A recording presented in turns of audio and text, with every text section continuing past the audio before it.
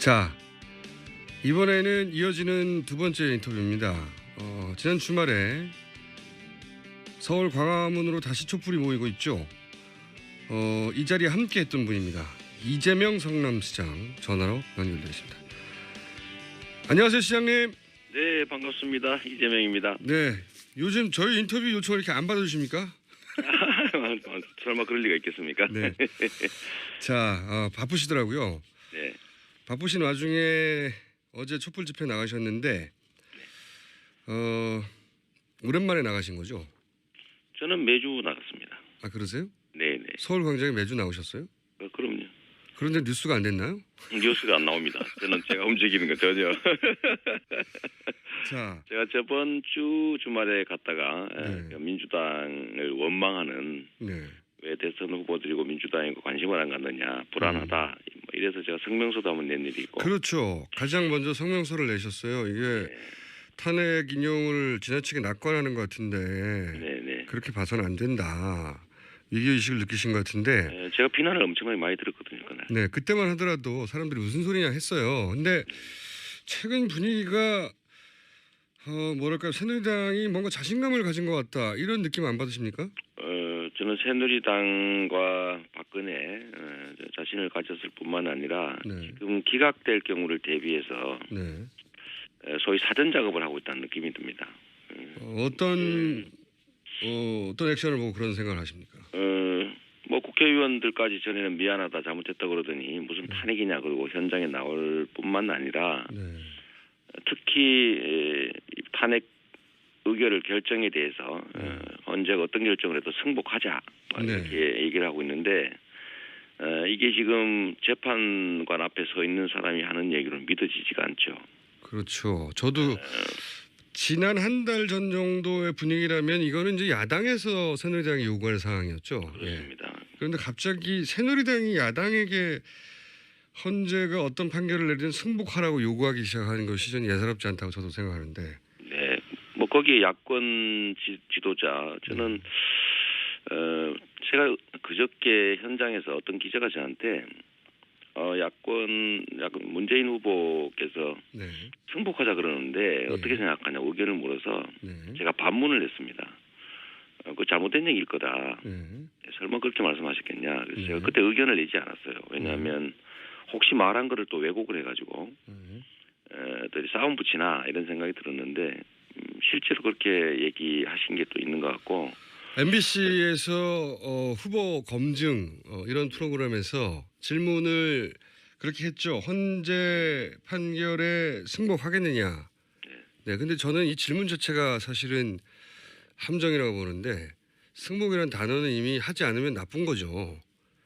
아니 그렇다 하더라도 전에도 헌재가 기각하면 어떡하겠냐 했을 때 혁명밖에 없다고 말씀하셨지 않습니까? 그 앞에는 비슷한 말을 하긴 하셨어요. 국민들 정치인들이야 헌재 판결에 뭐라고 하기 힘들지만 약간 뭐 그런 데다가 또 용서하겠다 이런 취지의 뭐 예를 들면 대연정이라고 하는 게 지금 현재 있는 새누리 바른당 뭐 이런 책임 세력들하고 안희정 도지사의 지금 뭐 정권도 나누겠다 뭐 이러는 데다가 또 현장에서 집회 시위 인원도 많이 늘어나고 전 체계적인 반격이 준비되고 있다고 생각합니다. 거기에 우리가 너무 느슨하게 대응하고 있고 또 일부 좀 아니란 생각을 하는 사람들이 거기에 일종 정도 여지를 주고 있는 이런 상황이 저는 심각한 정말 이제 70년 동안 반복됐던 혁명의 마지막 순간에 그들이 복귀하는 그런 것들이 차곡차곡 진행되는 것 같아서 정말로 불안하기도 하고 또 걱정되기도 하고 그렇습니다. 그러니까 이제 탄핵 심판 결정이 어떻게 나더라도 승복하라고 하는 새누리당의 워딩이 점점 강해지고 심지어는 뭐 서약서를 쓰라고 하는 이런 제안들이 자신들이 원하는 결과를 어떤 정보를 어떻게 얻었는지 모르겠지만 그런 걸 알고서 사전 정지 작업을 하고 있다는 그런 불안감이 있으시고 그렇습니다. 그래서 야권의 후보들이 여기에 말려 들어가고 있는 거다 이런 걱정을 하시는 거죠. 여지를 자꾸 열어주고 있는 것 같습니다. 지금 마지막 순간 정말 끝날 때까지 끝난 건 아닌데 국민들이 치열하게 이 한겨울에 엄동설안에 치열하게 싸워서 성과가 나는 듯하다가 약간 방심하는 사이에 이런 일이 벌어지고 있어서 다행히 그저께 촛불 집회에는 좀 더 많은 시민들이 좀 더 각오를 단단히 하고 많이 나오셔서 조금 나아지는 것 같긴 합니다만 여전히 불안하고 그래서 결국은 뭐 앞으로도 계속 싸워야죠.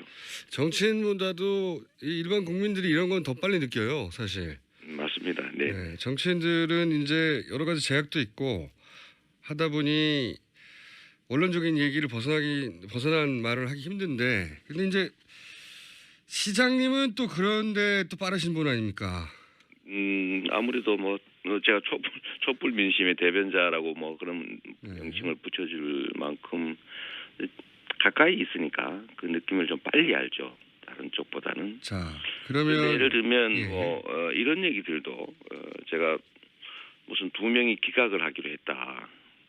뭐 근데 실제 그게 불가능한 얘기인 것이 어떤 바보 재판관이 어떤 사건을 놓고 나는 기각이야라고 그 부인한테도 말하지 않는 겁니다. 근데 느낌상 뭐 그렇다라고 할 수는 있지만 무슨 2명이 기각할 거다 뭐 이런 얘기도 사실은 좀 이상하기도 하고 이게 좀 매우 체계적인 게 사실입니다. 뭐 박근혜 대통령 측 지금 재판 탄핵 재판 관련해서는 뭐 시간 끌기 작전 명확하게 계속하고 있고 또 황교안 뭐 이 뭐 특검 연장 제가 보기에는 그 사람은 안 할 겁니다. 안 하겠죠. 욕을 먹더라도. 근데 거기 혹시 되지 않을까? 설마 뭐 그렇게 하겠냐라는 얘기들도 하고 하는데 너무 그야말로 좀 느슨하게 대응하고 있는 느낌이 많고 너무 쉽게 하는 것 같아요. 저들의 저 기묘함과 뭐 이런 조직력 그다음에 뿌리에 숨어 있는 그 거대한 세력들의 힘 이런 거 정말 잘 인지 못하고 쉽게 생각하는 것 같습니다. 되돌아보면 뭐 그런 위기가 보수 진영에 왔을 때 구테타를 하거나 아니면은 뭐 전두환 장군이 등장을 해버린다든가 또는 뭐 3당 합당을 해버린다든가 뭐 노태우선언 뭐 6.25선언 뭐 다 이때까지 반복됐던 거죠. 그런데 이번에는 그렇게 쉽게 될 거라고 생각하는 건 굉장히 아니라다 이렇게 보시는 거죠. 그렇습니다. 지금 과거에 이들이 무슨 짓을 했냐면 사람들을 수백 명 총으로 쏴 죽이면서까지 권력을 다시 가져간 사람들입니다. 지금 이 사람들이 만약에 그렇게 할 수 있는 상황이라고 느끼면 그렇게 할 수 있는 거죠. 그런데 예를 들면 국민들은 이거를 정말 심각하게 여기고 엄중하게 정말 대응하고 싸우는데 이 국민을 대리하는 정치권이 너무 안이하다는 생각이 듭니다. 이게 지금 국가의 운명 어쩌면 뭐 이 국민들의 생명이 걸린 치열한 국면에서 너무 자기 계산이 빠르지 않냐. 그러니까 결국은 주말이 광화문이 비어버린 상황이 발생하고 그러다 보니까 저들도 자신감을 얻고 우리가 숫자가 더 많다. 조직 동원하고 그래서 우세를 점하기 시작했다라고 믿기 시작한 거죠. 좀 재고해 볼 필요가 있습니다. 알겠습니다. 뭐 상식적으로라면 헌법재판관 2명이 마음속으로 그렇게 결정한 걸 어떻게 알겠느냐 하는 게 이제 상식적인 당연한 지적인데 상식만으로 해설할 수 없는 일들이 많이 벌어졌으니까요. 그러니까 물론 기각될 수 있죠. 그래서 열심히 싸우는 거고 기각에 대비해야 되는데 무슨 뭐 너무 낭설에 가까운 뭐 그런 얘기라고 생각됩니다. 뭐 2명, 3명 추정할 수 있죠. 왜냐하면 숫자가 적어지면 가결 가능성이 점점 적어지는 건 사실이니까. 그런 정도고. 기각설 자체를 믿지는 않으시지만 분위기가 저쪽에서 심상치 않은 건 분명하다. 이 정도로 보시는 거군요. 이게 절대로 있어서는 안 될 일이 벌어질 가능성이 커지는 건 사실이에요. 자, 그러면 헌재 결과에 승복하는 뭐 서약서까지 쓰라고 이제 새누리당에서 나오기 시작했고, 그리고 보수 언론에서도 헌재가 어떤 판결을 내리든 승복해야 된다는 사설도 굉장히 많이 나오고 있습니다. 갑자기. 그럼 시장님의 입장은 어떻습니까? 만약에 탄핵이 헌재에 의해서 기각됐다. 그러면 아니 그거야 당연한 얘기인데 헌재도 국민을 대리하는 공무원에 불과하고 대통령도 국회도 마찬가지입니다. 국민 대다수 그야말로 10중 8구가 이것을 해고해야 된다, 탄핵해야 된다라고 네. 결정하고 지금 촛불을 들고 싸우고 있는데 대리인들이 국민의 뜻에 어긋나는 결정을 하면 주인의 입장을 관철해내야죠. 네. 그게 민주주의고 그 대의제 하에서 대리인들이 어떤 태도를 취할지를 국민들이 결정할 수 있다는 것 아닙니까? 네. 그러니까 국민의 뜻에 어긋나는 민심에 반하는 결정을 했다면 당연히 원래로 돌아가서 퇴진 투쟁을 끝까지 더 강력하게 해나가야 되는 것이고 헌재도 국민의 뜻을 그야말로 무시한 정도가 아니라 배반한 정도 수준의 결정을 하게 되는 건데 네. 그렇다면 헌재에 대해서조차도 책임을 묻는 즉 탄핵 절차를 시작하든 아니면 퇴진 투쟁을 시작하든 해야 되고 원래로 되돌아가야죠. 지금 헌재를 믿고 국민들이 잠시 방심했고 정치권도 그랬는데 그걸 배신했다면 가만히 있을 게 아니라 내가 모습한테 일 맡겨놨는데 이 사람이 하지 말라는구나. 그럼 주인의 뜻이 어긋나도 그냥 모습이 하자는 대로 해야지. 이게 민주주의가 아니지 않습니까? 치열하게 더 강력하게 싸워야죠. 퇴진 투쟁해야 됩니다. 이게 뭐 헌재도 하늘에 떨어진 게 아니고 하늘에서 뚝 떨어진 게 아니고 국민의 대의기관을 하는데 그렇습니다. 국민의 뜻에 반했기 때문에 박 대통령 퇴진 운동을 다시 시작하고 헌재도 탄핵 대상이 돼야 된다 이런 주장이시잖아요. 그렇습니다. 네, 근데 그게 법치주의에 어긋난다. 법이 정한 마지막 절차를 밟았는데도 원하지 않는 결과가 나오면 원하지 않는 결과가 나와도 할 수 없이 받아들여야 되는 거다. 이게 법치주의다. 그게 무슨 법치주의입니까? 그거는 민주주의를 포기하는 것이죠. 법치주의도 민주공화국의 가치, 국민이 나라의 주인이고 모든 권력은 국민으로부터 나온다라는 것에 어긋나면 그건 법치주의가 아니죠. 그럼 도둑놈들 예를 들면 수없이 수천 수백 명을 죽인 학살범을 법원에서 판결로 무죄하면 그냥 가만히 있습니까? 그런 건 법치주의가 아니죠. 그럴 때는 국민의 이름으로 싸워야 되고 이런 것을 국민의 저항권이라고 합니다. 네. 그 법치주의가 더 상위의 개념에 어긋날 때는 그것도 싸울 대상이 되는 거다. 이렇게 이제 그렇습니다. 그거를 말씀하시는 저항권이라고 거예요? 하고 그게 모든 권력은 국민으로부터 나온다. 대한민국의 주인은 국민이다. 여기에 반하는 것 아닙니까? 알겠습니다. 그 뜻은 충분히 알겠고요. 이건 어떻게 보십니까? 특검 연장을 안 해줄 거라고 초반에 말씀하셨는데 네. 안 해줄 것 같아요. 그러면 남은 수단은 뭐가 있죠? 국회에서 지금 뭐 바른당까지도 양심이 있어서인지 그야말로 일말의 양심이라도 있어서라고 보여지는데 특검 연장 법안에 동의한다고 하니까 새누리당이 반대를 해도 직권상정해서 특검 연장해야죠. 아니 그 테러 방지법 이런 이상한 법도 직권상정하는데 네. 우리가 왜 이런 그야말로 온 국민이 원하는 또 정의와 상식에 부합하는 법률을 통과시키는데 직권상정 망설이는지 이해가 안 되고 저는 이번에 당연히 직권상정해야 되고 또 직권상정 될 거라고 봅니다. 새누리당이 끝까지 반대하면 정세균 국회의장의 직권상정이라도 해서 특검 연장을 해야 한다. 그렇습니다. 직권상정에 대해서 정치권 그러니까 여의도에서는 참 부담을 많이 가지는 거더라고요. 이 직권상정에 대해서는. 직권상정 세월호 특별법이라든지 특검법 당연히 직권상정해야 됩니다. 이게 대한민국의 국민의 생명과 안전을 지키는 일, 대한민국의 민주주의의 토대가 부서질 판에 그걸 다시 복구하는 길 이런 것처럼 중요한 일이 어디 있습니까?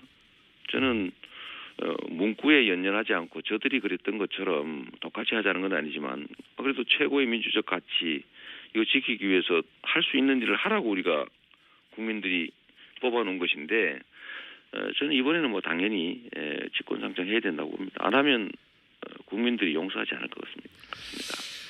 알겠습니다.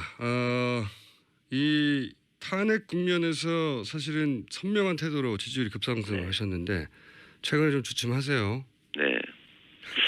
그거야 뭐 바닥은 안 그렇다고 보고요. 네.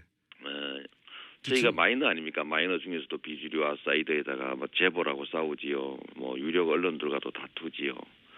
제가 심지어 오늘 국방부를 군부대를 방문하는데 국방부 측에서 이재명은 성남시장이니까 성남 관내 외에 부대 방문은 허용하지 않겠다. 이렇게 나왔어요. 아니 그럼 문재인 대표는 그 뭐지? 왜 그러면 제가 이제 공식 강의하려고 그래요.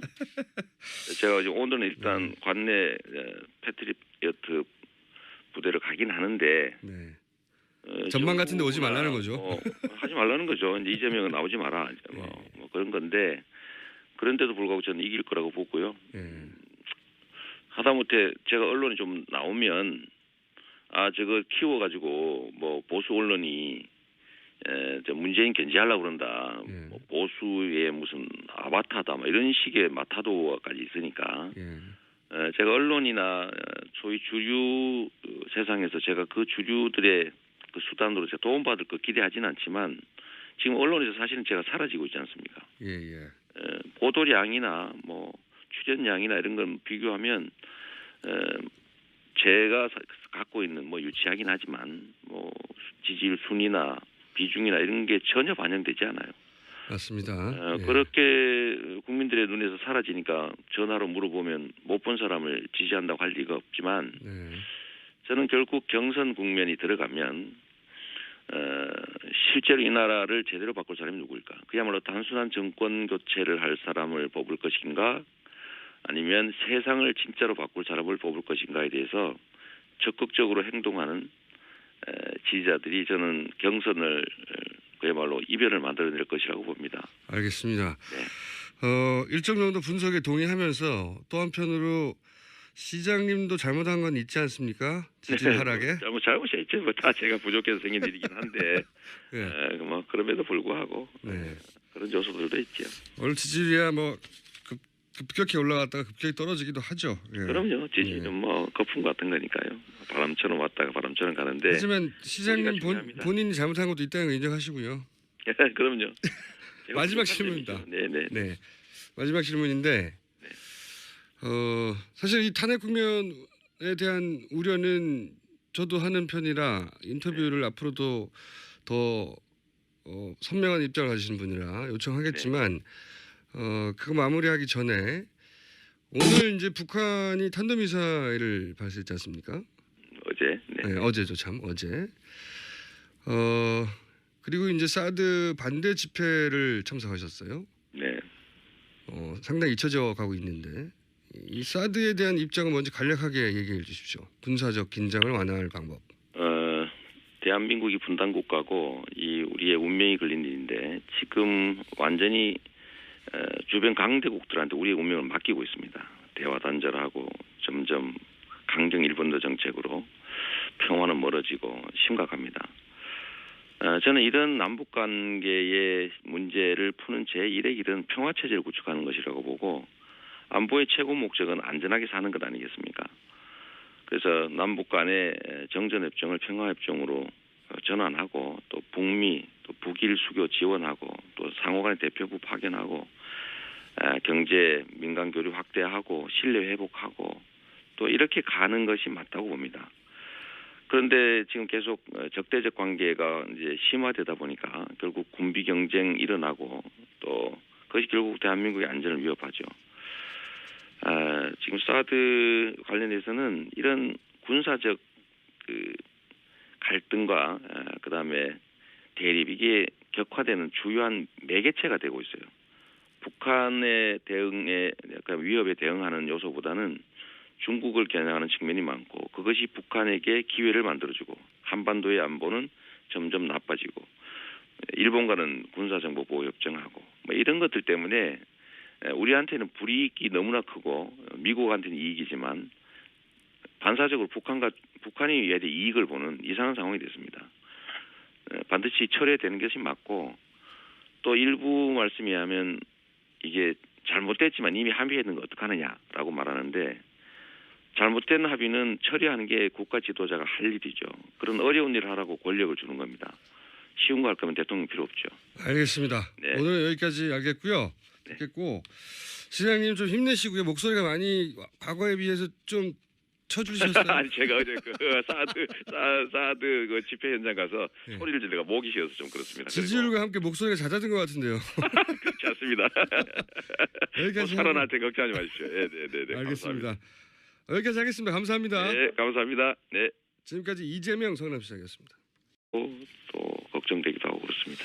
그러니까 이제 탄핵 심판 결정이 어떻게 나더라도 승복하라고 하는 새누리당의 워딩이 점점 강해지고 심지어는 뭐 서약서를 쓰라고 하는 이런 제안들이 자신들이 원하는 결과를 그런 어떤 정보를 어떻게 얻었는지 모르겠지만 네.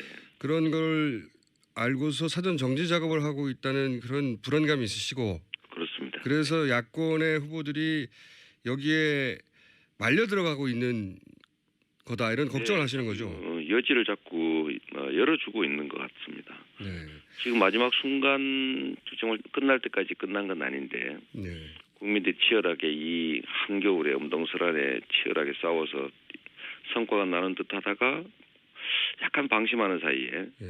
이런 일이 벌어지고 있어서 다행히 그저께 촛불 집회에는 좀 더 많은 시민들이 네. 좀 더 각오를 단단히 하고 많이 나오셔서 조금 나아지는 것 같긴 합니다만 여전히.